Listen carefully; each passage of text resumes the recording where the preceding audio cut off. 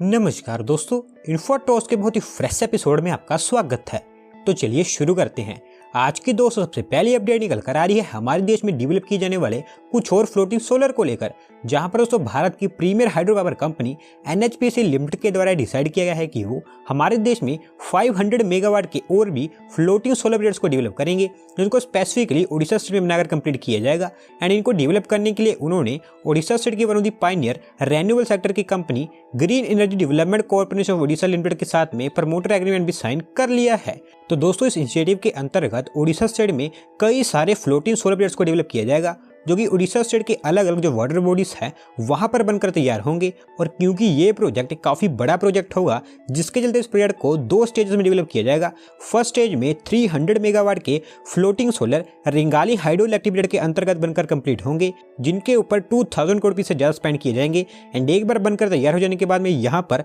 600 million units of energy produce की जा सकेगी। और वहीं दोस्तों जो इसकी सेकंड स्टेज है उसके बारे में भी कुछ नहीं बताया गया है। जैसे जैसे उड़ीसा स्टेट में जो वाटर बॉडीज हैं उनको आइडेंटिफाई किया जाएगा, उसके अकॉर्डिंग जो सेकंड स्टेज है उसको इंप्लीमेंट किया जाएगा।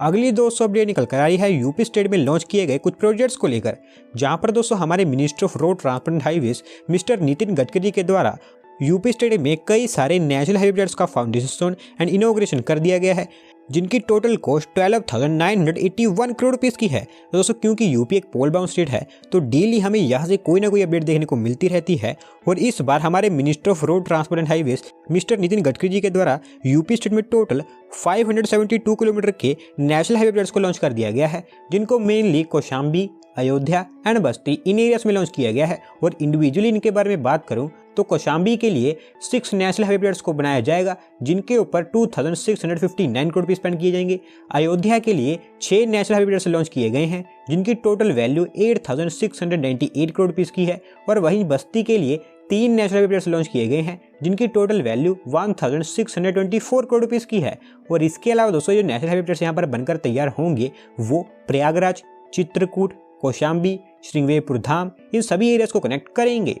बढ़ते हैं दोस्तों अगली अपडेट की तरफ, जो निकल कर आ रही है मुंबई में लोकेटेड बीडीडी चार्ल्स के रीडेवलपमेंट प्रोजेक्ट को लेकर, जहां पर दोस्तों फाइनली काफी डिले के बाद ऑलमोस्ट एक डिकेड के बाद ये जो बीडीडी चार्ल्स हैं इनके रीडेवलपमेंट का काम स्टार्ट कर दिया गया है, क्योंकि the Maharashtra housing and area development authority के द्वारा यहाँ पर जो एग्जिस्टिंग बिल्डिंग्स हैं उनके डिमोलिशन का काम स्टार्ट हो चुका है। तो दोस्तों मुंबई हमारे देश की ऐसी सिटी है जहां पर हमारे देश की one of the largest slums and one of the oldest buildings पाई जाती हैं। और क्योंकि ये हमारे देश की फाइनेंशियल कैपिटल है, तो पिछले काफी लंबे समय से हमारे देश के अलग अलग एरिया से जो लोग यहाँ पर आते थे उनको महंगाई के कारण यहाँ पर अपार्टमेंट्स में रहना बहुत मुश्किल होता था। एंड इसका रिजल्ट ये हुआ कि मुंबई में कई सारे बड़े बड़े चॉल्स को डेवलप किया जाने लगा, जो कि काफी सस्ते भी थे। एंड साथ में यहाँ पर रहकर वो लोग जो दूसरी स्टेट से यहाँ पर कमाई करने के लिए आते थे वो इजिली रह भी पाते थे। और ये काम काफी लंबे समय से चलता आ रहा है, जिसके चलते मुंबई में कई सारे चॉल्स डेवलप हो चुके हैं, जिसमें से बीडीडी चॉल्स भी एक है, जो कि मुंबई के दादर एरिया में लोकेटेड है। और इस समय इस चौल में जो बिल्डिंग्स हैं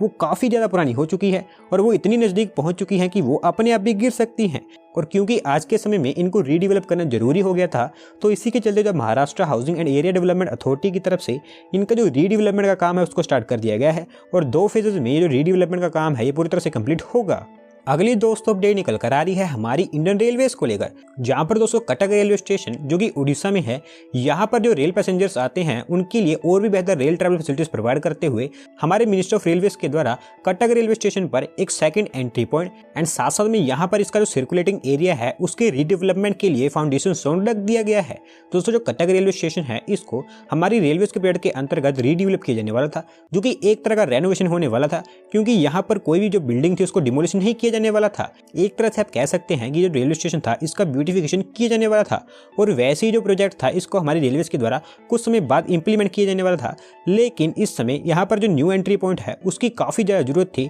जिसको देखते हुए हमारी रेलवेज के द्वारा यहाँ पर जो सेकंड एंट्री पॉइंट है उसके कंस्ट्रक्शन का काम अभी स्टार्ट कर दिया गया है। और इससे होगा ये कि आने वाले समय में इस रेलवे स्टेशन पर जो पैसेंजर्स आते हैं उनको यहाँ पर पहुँचने के लिए एक वाइडर अप्रोच मिलेगी एंड साथ साथ में कई तरह की बेहतर पार्किंग फैसिलिटीज भी मिल पाएंगी, जो कि पहले नहीं मिल पाती थी। और इसको देखते हुए यहाँ पर सेकंड एंट्री एंड जो सर्कुलेटिंग एरिया का रीडेवलपमेंट है वो स्टार्ट हो चुका है। अगली दोस्तों अपडेट निकल कर आ रही है हमारी मिनिस्ट्री ऑफ जल शक्ति को लेकर, जहां पर दोस्तों हमारे देश में जो वाटर कंजर्वेशन है उसको लेकर हमारी मिनिस्ट्री ऑफ जल शक्ति के द्वारा एक रिपोर्ट रिलीज की गई है। एंड इस रिपोर्ट के अकॉर्डिंग वाटर कंजर्वेशन के मामले में यूपी स्टेट को हमारे देश में बेस्ट रैंक दिया गया है। तो दोस्तों जो यूपी स्टेट है वो काफी लंबे समय से bad politics, corruption and crime इन सब चीज़ों के लिए जानी जाती थी, लेकिन आज के समय में यूपी जो दूसरी अच्छी चीज़ें हैं उनमें भी आगे आने लगा है, जहां पर अब हमारी मिनिस्ट्री ऑफ जल शक्ति के द्वारा वाटर कंजर्वेशन के मामले में यूपी स्टेट को बेस्ट रैंक दिया गया है। एंड दोस्तों इसके साथ साथ में राजस्थान स्टेट को second rank and Tamil Nadu state को थर्ड रैंक दिया गया है। और वहीं हमारी मिनिस्ट्री ऑफ जल शक्ति के द्वारा जो डिस्ट्रिक्ट वाइज रिपोर्ट है वो भी रिलीज की गई है, जिसके अकॉर्डिंग यूपी का जो मुजफ्फरनगर डिस्ट्रिक्ट है उसको बेस्ट रैंक दिया गया है। सेकंड नंबर पर पंजाब स्टेट का शहीद भगत सिंह नगर डिस्ट्रिक्ट एंड वहीं थर्ड नंबर पर केरला के तिरुवनंतपुरम डिस्ट्रिक्ट को रैंक दिया गया है। अगली दोस्तों अपडेट निकल कर आ रही है हमारे इंडियन एनर्जी सेक्टर को लेकर, जहां पर दोस्तों हमारे देश में जो एनर्जी और इलेक्ट्रिसिटी की सप्लाई है उसको और भी बेहतर बनाने के लिए the cabinet committee on economic affairs के द्वारा हमारे देश में जो ग्रीन एनर्जी कॉरिडोर प्रोजेक्ट है उसका फेज 2 भी अप्रूव कर दिया गया है, जिसके ऊपर 12,031 करोड़ रुपये स्पेंड किए जाएंगे। तो दोस्तों जो ग्रीन एनर्जी कॉरिडोर है वो एक ऐसा प्रोग्राम है जिसके अंतर्गत हमारे देश में एनर्जी प्रोडक्शन, एनर्जी सप्लाई, इस तरह की जो चीजें हैं उन पर काम किया जाता है एंड इनसे रिलेटेड जो इंफ्रास्ट्रक्चर है उसको डेवलप किया जाता है। एंड एज ऑफ नाउ इसका जो फेज 1 है वो अंडर इंप्लीमेंटेशन स्टेजेस में है एंड अब इसका जो फेज 2 है वो भी अप्रूव कर दिया गया है, जिसके थ्रू हिमाचल प्रदेश, गुजरात, कर्नाटका, केरला, राजस्थान, तमिलनाडु, यूपी, ये जो सातों की सातों स्टेट्स हैं यहाँ पर इस प्रोजेक्ट के फेज 2 के थ्रू 20 गीगावाट तक की रेन्यूएबल एनर्जी की grid integration and power evacuation इसको फैसिलिटेट किया जाएगा। इसके अलावा इस फेज 2 के अंतर्गत ही 10,750 किलोमीटर की new transmission lines and 27,500 megawatt amperes की ट्रांसफॉर्मेशन कैपेसिटी सबस्टेशन के लिए बनाई जाएगी। और वहीं इस ग्रीन एनर्जी कॉरिडोर का जो फेज 2 होगा वो अगले 5 सालों तक वैलिड रहने वाला है।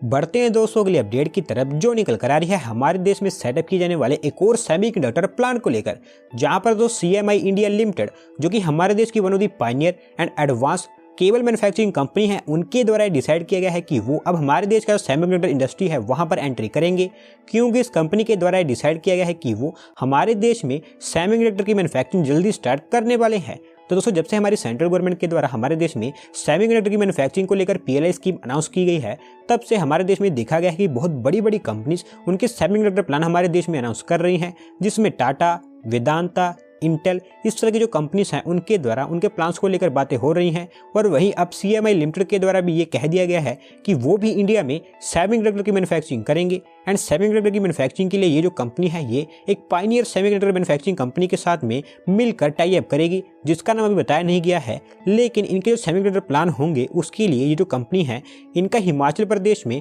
जो प्लांट है उसको लीज आउट पर देगी, जिसके चलते इनके जो सेमीकंडक्टर प्लांट्स है उनके लिए रेगुलर फंड्स मिलते रहेंगे एंड इसके थ्रू जो फंड्स आएंगे उससे ये इनका जो सेमीकंडक्टर बिजनेस है उसको फैसिलिटेट करेंगे।